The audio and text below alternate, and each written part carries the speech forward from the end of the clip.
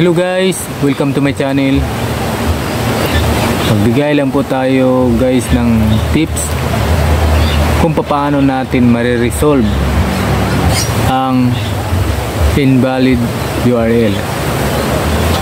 Nakaranas na po ba kayo na nag-appeal kayo at invalid URL ang nakalagay?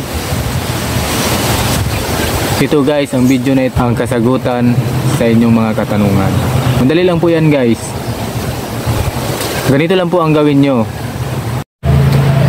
Pag magka-copy po kayo ng inyong mga video, huwag po doon sa YouTube app.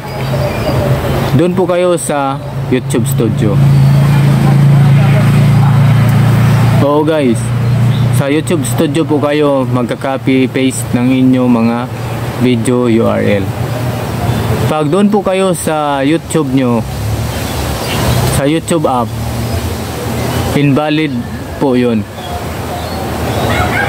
Bago pa lang po ako nag-apply o nag-appeal ng aking monetization.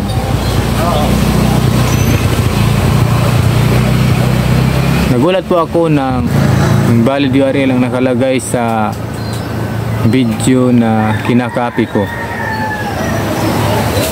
Kaya sinubukan ko po doon sa YouTube Studio at the result guys is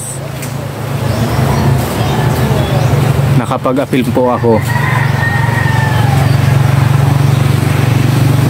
Nakapag-submit po ako ng appeal. Sana po guys ang video na ito ay nakatulong kahit hindi masyadong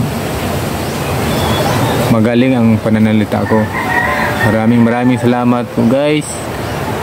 At paki-subscribe na po, paki-share at paki-like. Maraming salamat po.